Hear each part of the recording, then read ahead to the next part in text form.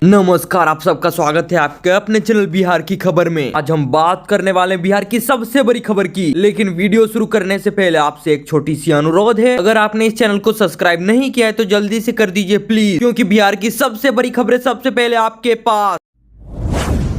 नीतीश तो पूरे एक्शन में है। पूर्णिया में करने जा रहे हाई लेवल मीटिंग। कल भी अधिकारियों के साथ हुई थी बैठक। उच्च स्तरीय बैठक में मुख्य सचिव एवं पुलिस महानिदेशक ने मुख्यमंत्री को अवगत कराया कि सभी प्रशासनिक एवं पुलिस अधिकारियों, कर्मियों एवं आपदा प्रबंधन से जुड़े सभी अधिकारियों तथा कर्मियों को छुट्टी रद्द की जाए। ऑपरेशन सिंदूर की पृष्ठभूमि में राज्य के सीमावर्ती क्षेत्रों की कड़ी निगरानी के लिए मुख्यमंत्री नीतीश कुमार ने उच्च स्तरीय बैठक करनी पड़ी। एकने मार्ग स्थित संकलन में एक बैठक आयोजित भी हुई थी, जिसमें अधिकारियों और कर्मचारियों की छुट्टी को रद्द करने को लेकर फैसला लिया गया। सीएम नीतीश ने राज्य के सभी सीमावर्ती जिलों में पूरी तरह से चौकसी बरतने को कहा। इसी को लेकर मुख्यमंत्री नीतीश कुमार ने पूर्णिया में हाई लेवल मीटिंग की। सीमावर्ती जिलों के सभी महत्वपूर्ण संस्था की सुरक्षा बढ़ा दी जाए और लगातार सघन गश्ती की व्यवस्था सुनिश्चित की जाए। सभी जिला अधिकारी और पुलिस अधीक्षक ने अपने क्षेत्रों में महत्वपूर्ण स्थानों और प्रतिष्ठानों की सुरक्षा को लेकर पूरी सतर्कता बरते। मुख्यमंत्री ने सोशल मीडिया और अन्य सभी हैंडलों के माध्यम से फर्जी खबरों एवं अफवाहों को पूरी सख्ती से रोकने के निर्देश भी जारी कर दिए हैं। उन्होंने कहा कि लोगों को पैनिक होने की जरूरत ही नहीं है। सरकार इस मामले में पूरी तरह सजग और सतर्क है। उन्होंने कहा कि आतंकवाद के विरुद्ध पूरा देश एकजुट है। भारतीय सेना के साहस और पराक्रम से पूरे देश को गर्व होता है और आदरणीय प्रधानमंत्री श्री नरेंद्र मोदी जी के नेतृत्व पर हम सभी को विश्वास और गर्व है। बैठक में उप मुख्यमंत्री श्री सम्राट चौधरी, मुख्यमंत्री के प्रधान सचिव श्री दीपक कुमार, मुख्य सचिव अमृत लाल, पुलिस महानिदेशक श्री विनेश कुमार, मुख्यमंत्री के सचिव श्री अनुपम कुमार भी उपस्थित थे।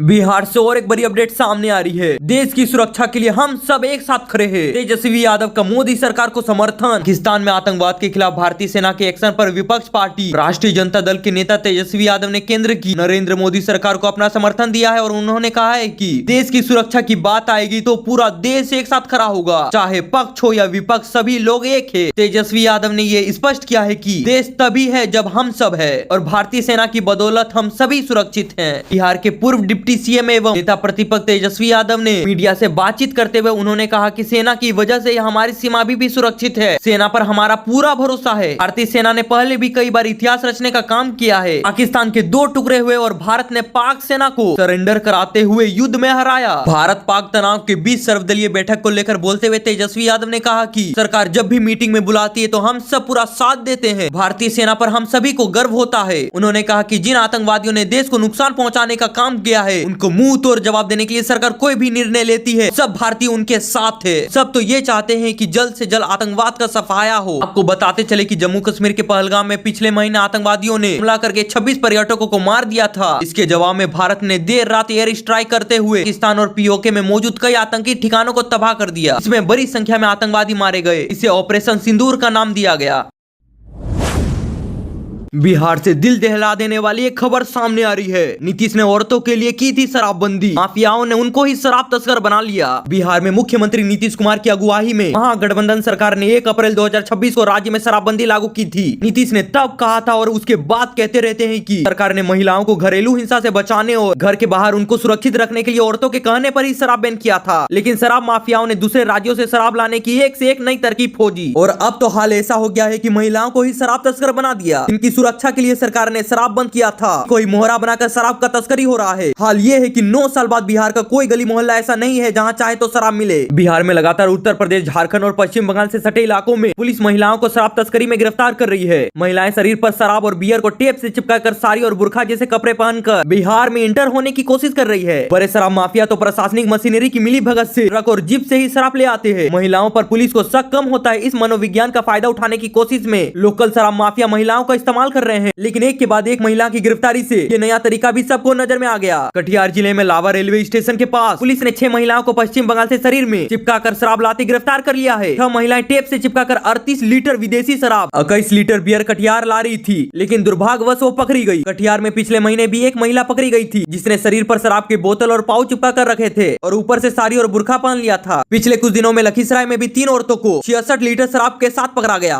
2 दिन पहले मुजफ्फरपुर में यूपी से शराब लेकर ट्रेन से आ रही 3 महिलाएं भी पकड़ी गई। पिछले हफ्ते तो यूपी के चंदौली में बिहार की 6 महिलाएं गिरफ्तार हो गई थी जिनके पास 86 लीटर शराब की बोतल मिली। ये सब वो बिहार लाने गई थी। भागलपुर में पिछले महीने गिरफ्तार शराब तस्कर छोटू ने पुलिस को बताया था कि वो महिलाओं को हर रोज झारखंड भेजकर शराब मंगवाता है और लोकल होम डिलीवरी का भी काम औरतों से ही करवाता है। बिहार में शादी विवाह को लेकर एक बड़ी अपडेट सामने आ रही है। देश पहले शादी तो होगी बाद में। मॉक ड्रिल के लिए दूल्हे ने रोकी बारात, दुल्हन को करना पड़ा इंतजार। भारत पाकिस्तान के बीच बड़े तनाव के बीच बिहार के पूर्णिया जिले से एक ऐसा मामला सामने आया जिसे सुनकर हर कोई हैरान हो गया। दरअसल यहाँ के रहने वाले सुशांत कुशवाहा की शादी थी और शाम 6 बजे उनकी बारात अररिया जिले के लिए निकलनी थी, लेकिन उससे पहले पूर्णिया अररिया किशनगंज कटिहार में हवाई हमले से बचाव के लिए मॉक ड्रिल घोषणा हो गई। ऐसे में युवक ने अपनी शादी से पहले अपने देश को प्राथमिकता देते हुए बारात को रोक दिया और मॉक ड्रिल में भी हिस्सा ले लिया। इसके बाद अपनी बारात लेकर ससुराल के लिए रवाना हुआ। मीडिया रिपोर्ट के मुताबिक जब सुशांत से उनके इस कदम के बारे में पूछा गया तो उन्होंने कहा कि देश पहले है शादी बाद में। जब सैनिक अपनी शादी के तुरंत बाद सीमा पर ड्यूटी के लिए चले जाते हैं तो हम भी एक नागरिक के रूप में इतनी जिम्मेदारी तो जरूर निभाएंगे। बिहार के कटिहार से और एक बड़ी अपडेट सामने आ रही है। बच्चों को मिलेगी फ्री शिक्षा। कटिहार में पीके ने जनता से किए कई वादे। जन स्वराज के सूत्रधार प्रशांत किशोर संध्या कदवा प्रखंड स्थित खेल मैदान में एक सभा को संबोधित किया। हालांकि वे काफी विलंब से पहुंचे थे। देर से पहुंचने के बावजूद उन्हें सुनने के लिए काफी लोग आए थे। प्रशांत किशोर ने सभा को संबोधित करते हुए कहा कि बिहार में अधिकारी और नेता राशन कार्ड बनाने से लेकर जमीन की रसीद काटने तक पूरा भ्रष्टाचार फैला हुआ है, जिससे आम लोगों को परेशानी होती है। इसलिए अगली बार वोट लालू नीतीश या मोदी के चेहरे पर नहीं बल्कि अपने बच्चों के चेहरे को देख कर दीजिए। उन्होंने कदवा की जनता से अपील की है कि उन्हें और उनके बच्चों को लूटने वाले नेताओं को वोट ना दे। अगली बार अपने बच्चों के लिए वोट दे और बिहार में जनता का राज स्थापित करे। लोगों को संबोधित करते हुए प्रशांत किशोर ने कहा कि बिहार में अगर उनकी सरकार बनती है तो वृद्ध पुरुष और महिला को 2000 रुपए मासिक पेंशन मिलेंगे। 15 वर्ष से कम आयु के बच्चे को निजी स्कूल में फ्री एजुकेशन भी मिलेगा और बेरोजगारों को रोजगार भी मिलेगा। बिहार में दहेज प्रथा को लेकर एक बड़ी अपडेट सामने आ रही है। दहेज ने फिर ले ली नव विवाहित की जिंदगी। हत्या कर सबको बोरे में भरकर फेंका। एक बार फिर दहेज की बलि चढ़ी नव नवेली दुल्हन। घटना वैशाली जिले के जंदाहा थाना इलाके का है। आरोप है कि दहेज के 50,000 रुपए बाकी रहने के कारण ससुराल वालों ने दुल्हन की हत्या कर दी। मृतक की पहचान बुलबुल कुमारी के रूप में हुई है। मारने वालों में देवर, सास, ससुर और ननद शामिल है। हत्या के बाद सबको प्लास्टिक के बोरे में भरकर घर से करीब 1.5 किलोमीटर दूर सुनसान मक्के के खेत में फेंक दिया गया। इस घटना को अंजाम देने वाले देवर, सास, ससुर और ननद भी शामिल है। जानकारी मिली है कि सब को ठिकाने लगाने के बाद देवर ने खुद मृतक के भाई को फोन लगाकर झूठ बोला है कि आपकी बहन ने तो फांसी लगाकर खुदकुशी कर ली। खबर पाकर जब लड़की का भाई और मायके वाले वहां पहुंचे तो देखा कि घर बाहर से बंद था। ससुराल वाले दरवाजे पर ताला लगाकर फरार हो चुके थे। मृतक बुलबुल कुमारी का विवाह कुंदन कुमार से हुआ था। कहा जा रहा है कि उसके दहेज की रकम में 50,000 रुपए बाकी रहे थे। शादी के बाद से ही ससुराल वाले इस रकम के लिए मृतक को परेशान कर रहे थे। जानकारी मिली है कि बुलबुल कुमारी की हत्या के बाद उसके मायके वालों को गाँव वालों ने ना तो सब के बारे में कुछ बताया, ना ही ससुराल वालों के बारे में कुछ बताया। इसके बाद पुलिस को मायके वालों ने सूचना दे दी। इसके बाद सब की तलाश शुरू हो गई है। कई जगहों पर ढूंढने के बाद भी सब नहीं मिल रहा था। अंत में मायके वाले कुछ ग्रामीण के साथ गांव के जंगल और झाड़ियों में खोजबीन करने लगे। इसी दौरान मक्के के खेत में एक प्लास्टिक का बोरा दिखाई दिया। बोरा संदिग्ध लगने पर उन्होंने तुरंत पुलिस को सूचना दे दी। पुलिस ने सबको कब्जे में लेकर पोस्टमार्टम के लिए सदर अस्पताल भेज दिया। मामले की जाँच शुरू कर दी है। बिहार से और एक बड़ी अपडेट सामने आ रही है। बिहार में बनेगा एक नया बाईपास और एलिवेटेड कॉरिडोर। 33,000 करोड़ की वार्षिक योजना को मिली मंजूरी। सड़क परिवहन एवं राजमार्ग मंत्रालय ने वित्तीय वर्ष 2025-26 के लिए बिहार की 33,000 करोड़ की वार्षिक योजना को अपनी स्वीकृति प्रदान की।